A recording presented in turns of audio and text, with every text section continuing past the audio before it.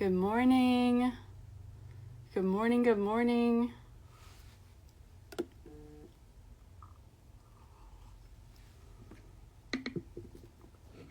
Turning on Do Not Disturb right now, so I don't get messages while I'm doing this. Good morning, ladies. So happy y'all are here. I have a bunch of questions to go through. Have them right here on my phone. I'm on my iPad for this live, and I want to jump right into these questions. If you're new here, just say hello. Good morning. Good morning, Coach and Sia. Good morning, everyone. Okay, so I have about 80 questions to go through. We're going to try to get through as many as possible within 20-25 minutes. So the first question I got yesterday was probably from my reel that I posted yesterday, and it was, why did you never go higher than 5 milligrams? I never went higher than 5 milligrams. I had every intention to go higher than that, but I chose not to because I truly did not feel well on 5 milligrams of Manjaro after several months on it. I had the prescription in my fridge for 7.5. I was going to go to the next dose. Had every intention to, and I just could not do it. I had a couple incidents that really made me decide that I did not want to stay on 5 milligram and actually go back down to 2.5. It was Christmas time a couple years ago, and I had a low blood sugar episode while shopping, and I had a vomiting episode where food was sitting in my stomach, and it was food I had eaten 12 hours earlier. One thing that I had thought and that I hear a lot is that usually side effects go away after 3 to 4 months. And for me, that was not the case on this dose for me. So everybody's dose is very dependent on the person. Let me explain something about dose for a moment. Dose, what feels like 2.5 to one person could feel like 15 milligrams to another person. And then the highest dose could feel like almost nothing, like a low dose to someone else. Dosing is very, very person specific. So if you have to go to higher doses, some people don't start losing weight, don't start seeing appetite suppression until they get to the higher doses. Some people are sensitive and need the lower doses and stay on the lower doses the whole time, sometimes on the lowest dose the whole time. So that is the longer answer to why did I never go higher than 5 milligrams. But there was definitely a point where I was like, the only way I can go, that I can continue to lose weight on this medication is to go to 7.5. It was what everybody else was doing. It was the normal thing. It's, your weight loss slows, go to the next dose. So my weight loss was slowing on 5 milligrams, and I did the opposite. I went down to 2.5 milligrams in January of 2024, a year ago.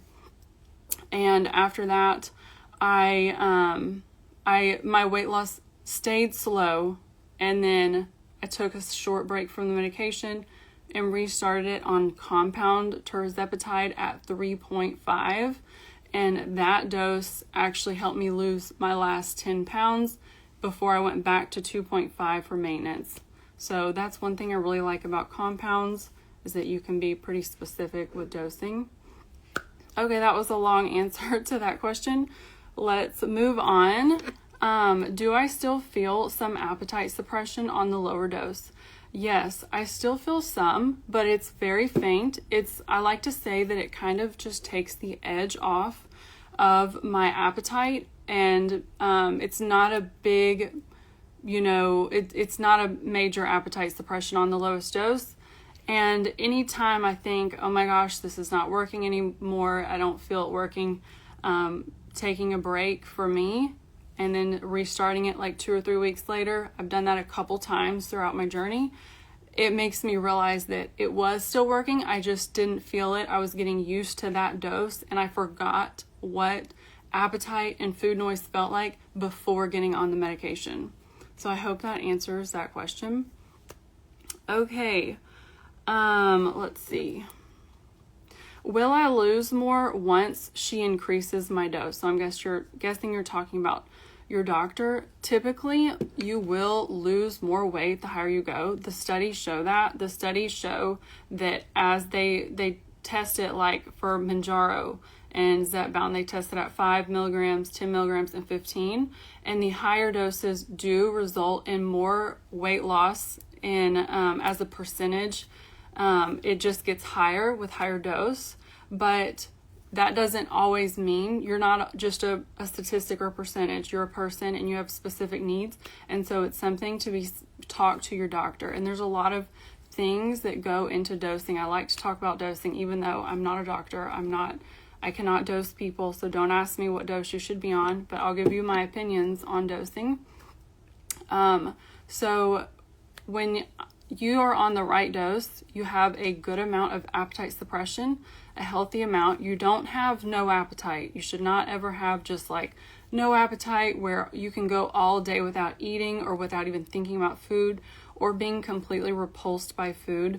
Those are not good things. And those to me signal that it's not a good dose. Being like your side effects, the amount of side effects you have and like what you consider tolerable for you is another reason to either go up or down on dose to find out what the right dose is for you. And then also like weight loss, you shouldn't be losing more than 1% of your weight each week. Everybody says healthy weight loss is 1 to 2 pounds per week, but it's actually more percentage wise because some people are starting at 150 pounds and some people are starting at 400 pounds. Someone who's 400 pounds can lose up to 4 pounds in a healthy way each week. Someone who's 150 pounds, starting at that, and needs to lose 50 pounds or whatever, they need to start, or they should not be losing more than 1.5 pounds each week. So a 2 pound loss would actually be too rapid for them.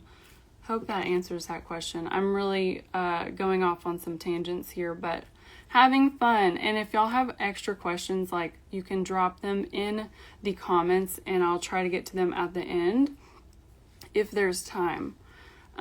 Okay. What were your reactions, or what were the reactions when you got, I'm sorry y'all. What were the reactions you got when people found out you're on a GLP-1? This was quite a long time ago. It was almost 2 years ago. And I didn't tell that many people. I was most nervous to tell my mom because she's very much, kind of likes to do things the old-fashioned way without help. But she also knew that I was like at a place where I really needed help and I was not doing well on my own with it. And so she was actually really supportive of it. So yeah, that was the one, that's like the one I remember being the most stressed about. Other than that, I told like a few coworkers that I lost or that I was on this medication and they were supportive. I had some coworkers who were also on the medication, so we talked about it a whole bunch. And then there were other clinics I went to at the time where I didn't tell a single soul, but they watched me lose weight over like 6 months' time and they saw me losing weight and they would just be like, wow, you've lost so much weight. And you know what I would say? I would just say, thank you, and just move on. You don't have to tell anybody that you're on the medication that you don't want to tell. You don't have to, get into it. I'm pretty sure they might have suspected that. And sometimes there'd be like question or like we would be talking with like one of the doctors about Ozempic and I would just stay silent. So anyway, but now it doesn't bother me at all. I have this account. I talk about it every day. Everybody knows I'm on it. So anyway, but you do not have to tell anyone in your life that you're on a GLP-1 medication if you don't want to, because there is still a lot of judgment out there. There's a lot of stigma. There's a lot of work to be done. And I think it's just going to take time for that stigma to clear out some, but it's going to take a while. Okay. Next question. New to GLP-1 and it took hours to plan meals for the week. Did you struggle with this when you started? I actually I like very simple things. I was working at the time and I would do almost the same things every day for lunch.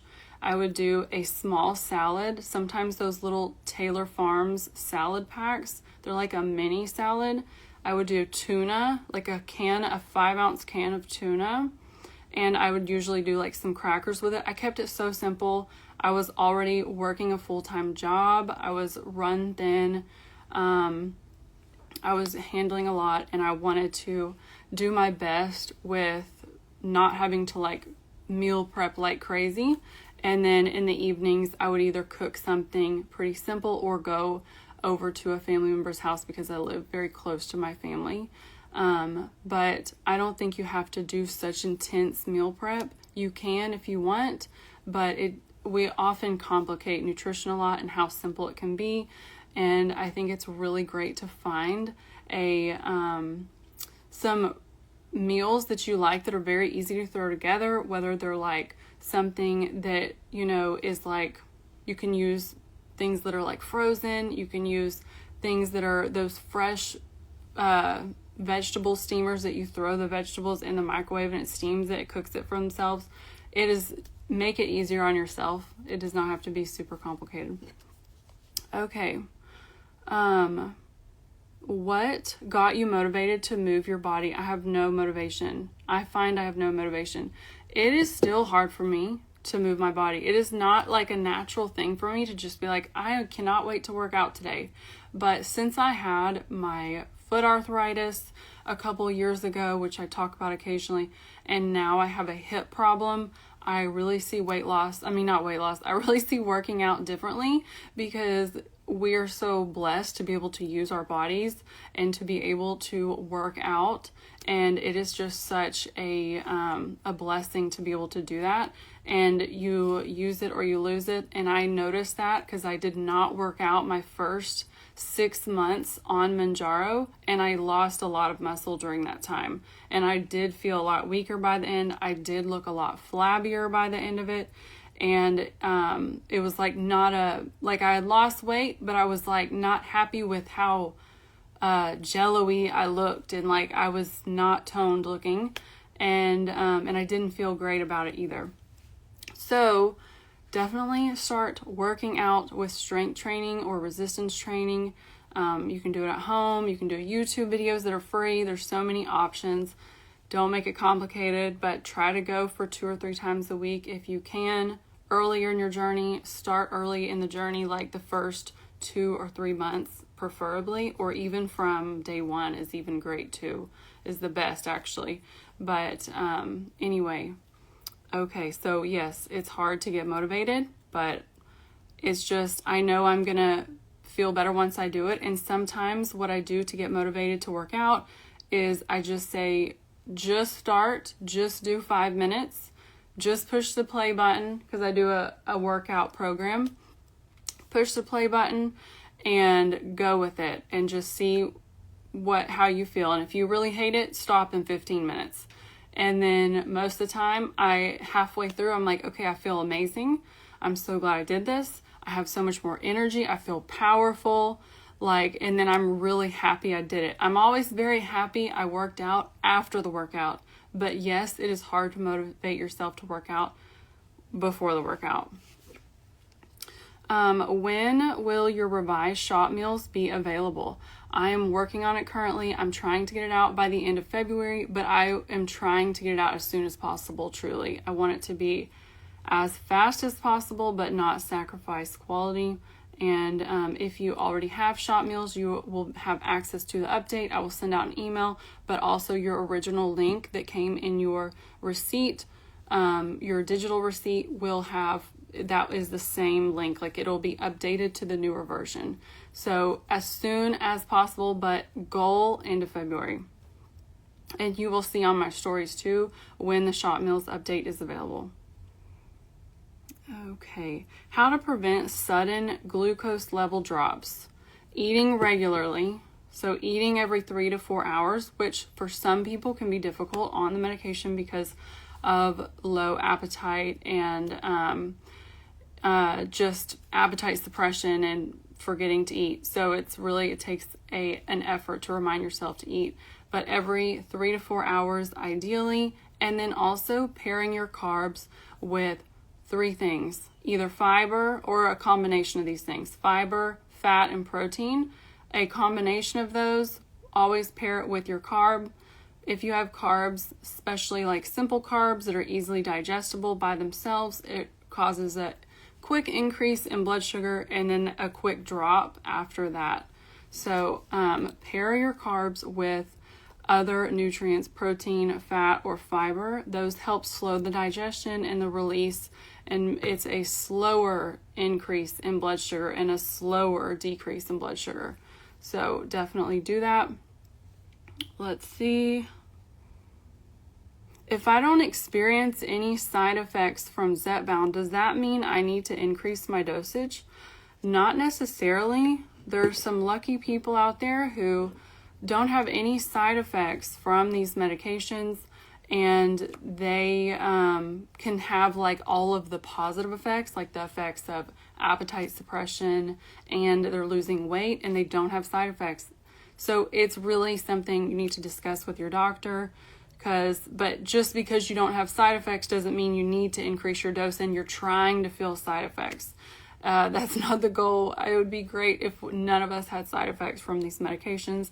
Maybe in the future, better versions of these medications that they come out with, hopefully will have even less side effects. That is what we're hoping for. Tell us all the details about protein and calorie cycling, please. Protein and calorie cycling is probably not a new thing, but it's something that I adapted to people on GLP-1 who are on a medication like Wegovy or Zepbound or Mounjaro. And for people who are have more appetite suppression throughout one part of the week and then less suppression towards the rest of the week. So it is about taking your total number of calories and protein for the day, and then you will, like for your days that you have very suppressed appetite, maybe it's 1 day a week, maybe it's 2 days a week, maybe it's 3 days a week, but you actually go a little bit below what you normally would eat and what your needs are, but then you make up for it on the other days of the week where your appetite is higher. Hope that makes sense. I talk more about that in shot meals as well. Okay. How do you balance out your carbs, fiber, protein? I talk all about that in shot meals as well. If you weren't losing weight quickly, would you have given up? I'm 7 weeks in, only lost 3 pounds. So you're 7 weeks in. I know it's not exciting to be 7 weeks in and only have lost 3 pounds, but that's truly about a half a pound a week. And a half a pound a week is honestly a really good steady amount. Over a year, you'd be like down about 25 pounds, and that's awesome. But sometimes people just lose slower in the beginning, and they need to get to higher doses to have more appetite suppression to be able to lose more weight and for the medication to work for them. So if you're not losing weight in the beginning, especially if you're on Ozempic, Wegovy, or semaglutide, those oftentimes take longer to build up in your body, and I see people need longer amount of time to get that in their system and ramp up the dose than Mounjaro and Zepbound and tirzepatide. So be patient with yourself. If you're 7 weeks in and you've only lost 3 pounds, I would not quit. If it was me, I would be continuing and work with my doctor to see if I need a dose increase or something. Is it standard to stop taking meds before surgery? I'm having surgery in a few weeks. Yes, I'm actually having surgery in a few weeks as well. And the standard practice is 1 week before surgery. I think that's like what the Anesthesiologists Association had come up with originally. They had like asked people, the risk is aspiration while you're under anesthesia during surgery. So they originally had found it because these medications rose in popularity very quickly over the past few years, and they were saying like 2 weeks, but now I think the recommendation is 1 week, and they studied a bit, and so they were like, this is safe. Me personally, I'm actually taking 3 full weeks off of the medication before my surgery because I just would rather be safe than sorry. And it doesn't bother me. I'm going to, it's okay. I'm on the lowest dose. I will jump back on the lowest dose. Not a big deal. Okay.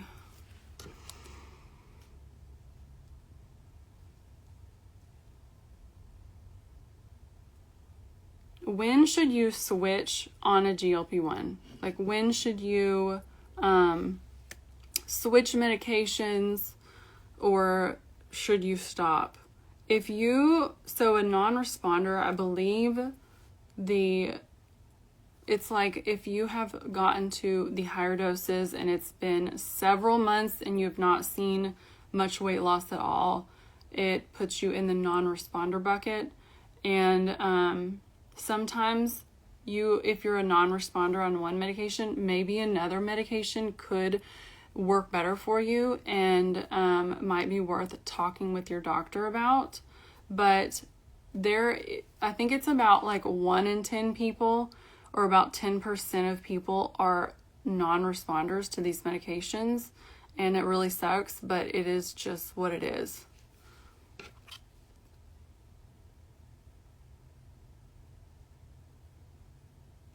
And also, side note, if you're a non-responder, one thing that would be really good is for you to get with a dietitian and see if there's anything you can optimize in your diet before giving up. That's another thing I would absolutely do before giving up, if you haven't already seen a dietitian and really done a deep dive into your nutrition.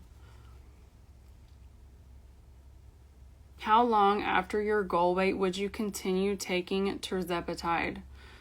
So there's a lot of talk around this. This is about basically maintenance and coming off the medication.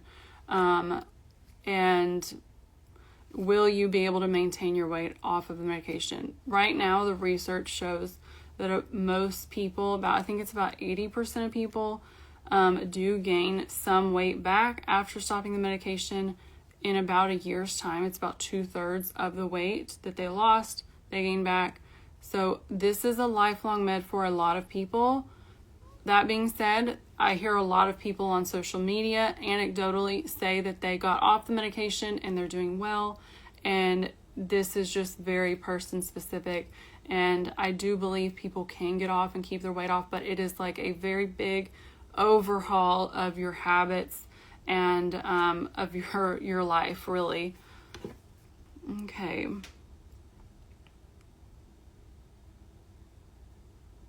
What do you do for constipation on these meds? First, look at your diet. Make sure you're getting plenty of water and fluids. And then second, make sure you're getting plenty of high fiber foods in your diet. We're so focused on protein on these medications that a lot of times we kind of forget about fiber, or we get full off of the protein and we don't really prioritize the fiber. But you need your fruits, vegetables, whole grains, other plant-based foods with lots of fiber, chia seeds, flax seeds. There's some also like fiber supplements you could take, like psyllium fiber if you want an extra boost of fiber. There's a lot of products that have added fiber to them, like there's certain pastas, there's certain breads and tortillas, and there's fiber bars if you need extra help to supplement that fiber. Beyond that, if you're still struggling with constipation, because the medication really does slow down your bowels quite a bit, and sometimes that's not even enough for some people, then I would look into like a magnesium supplement before trying a stool softener. But talk with your doctor about this as well. How do you best adjust protein as the weight drops? You need to, as you're losing weight, you need to adjust both your protein and your calories, because as you lose weight, your body is not carrying around so much extra energy and you have less muscle to maintain, because as you lose weight, you do lose a little bit of muscle, but we try to minimize that muscle loss whenever you are losing weight and maximize the fat loss. But I would say like at least maybe once a month or every other month, depending on how fast you're losing, maybe like every 10 to 15 to 20 pounds, reassess your calorie and your protein needs. Protein, a really good standard goal is 1.2 grams per kilogram of body weight for your protein needs per day. How to deal with food noise when starting to go off Mounjaro. Food noise, if you're a person who struggles with food noise, some of that is going to come back as you decrease your dose or get off the medication. The best way to kind of dampen it and naturally attack it is to increase your fiber. Try to aim for like minimum 25 grams a day, but even 30 or 35 grams a day of fiber, and then also protein. And you can even go higher than your needs on protein if it helps you stay satisfied. Protein and fiber are digested slower. They are lower in calories and have more volume in your stomach. So I don't know if you've ever seen like a volume of a stomach with oil in it and how it's like 500 calories of oil and it barely fills up the stomach, and then 500 calories of like of fruits and vegetables of meat, and it's like the stomach is full.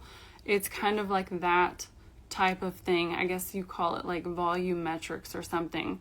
But really eat those low calorie, high volume foods.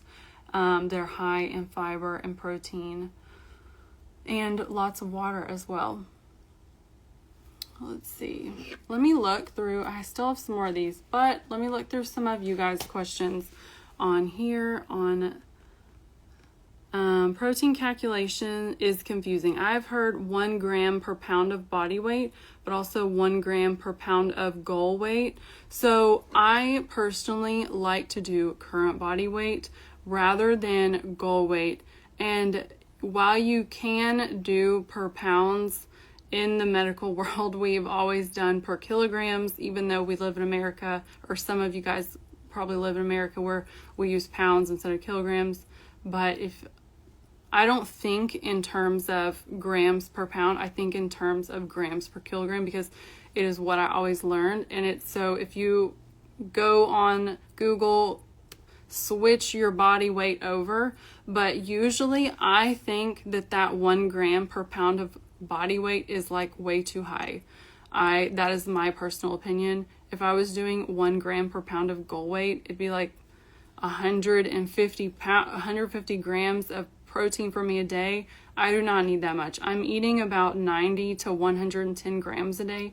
I'm maintaining my muscle. I'm building muscle. I am conservative on protein unless you need it for appetite and for fullness reasons. But if you're on a GLP-1, you're struggling to get enough protein in, I believe in being more conservative and going with that 1.2 grams per kilogram or 1.4 or 5 grams per kilogram of your current body weight. That is how I do it. I've been a dietitian for almost 11 years. Let's see. Reading through.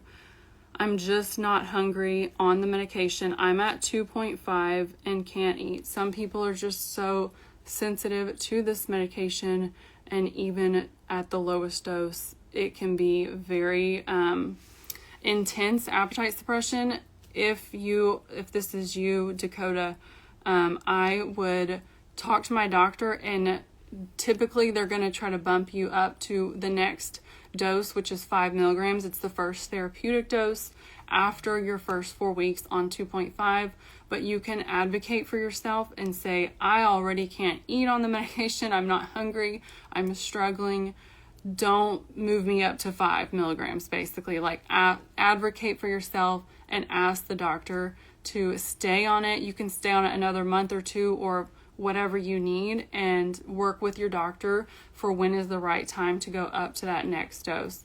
As far as just being not hungry, you can spread your meals out into smaller meals throughout the day, like eating smaller amounts every 3 to 4 hours. Definitely as it wears off towards the end of the week, try to eat more and try to catch up on some of your lost calories. Another thing, I don't know if you're on tirzepatide, like compound, But if you are and it's very bad, like this, you cannot eat it all, ask your doctor or your provider about even doing a half of the amount of that lowest dose. If I could go all the way back to the very beginning and was on compound tirzepatide, which I wasn't, I was on brand name Mounjaro, but I would have done half of the lowest dose because the lowest dose was very effective for me, and I stayed on it for 3 months before moving up to 5 milligram. I noticed, I took my first dose yesterday of 2.5, noticed big fluctuations in heart rate, rapid increase in breathing. Is this normal? Seems dangerous. So do talk to your doctor, but the heart rate is a true, like, documented side effect that it can increase heart rate, and it does feel weird. It actually feels like anxiety for a lot of people, and sometimes I'll get people in my inbox who are like, I have so much anxiety. Is it from the medication? And sometimes it can be. But anyway, talk to your doctor about it, because it will be worse that first month as you're getting the medication in your body. And anytime you increase your dose, it will also be worse. Let's see. I think.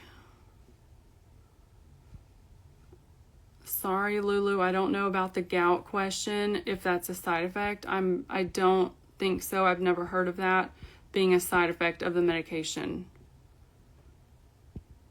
Okay, guys, I am probably going to wrap things up. This has been super fun. Oh,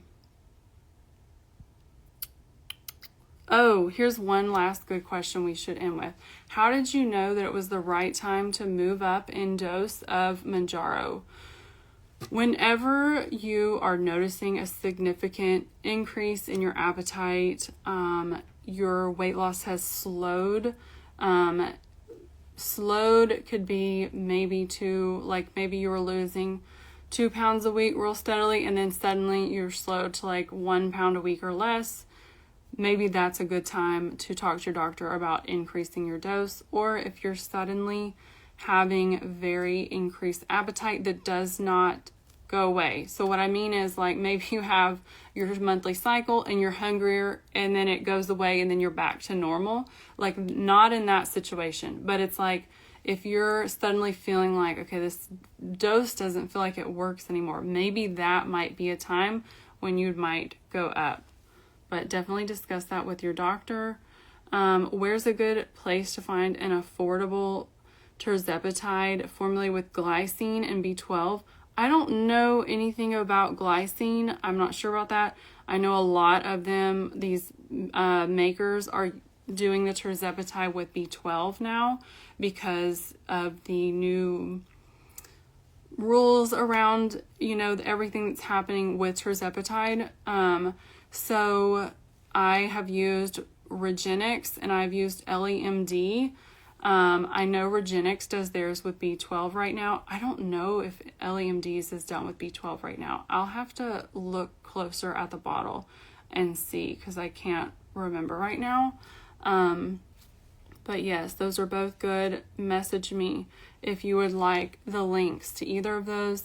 If you enjoyed this, heart this, or comment or something, DM me, let me know what you thought of this today. If you would like me to go live again. I hope you enjoyed this. I sure did. Thank you for being here. And yeah, this was so fun. Have a good day, y'all.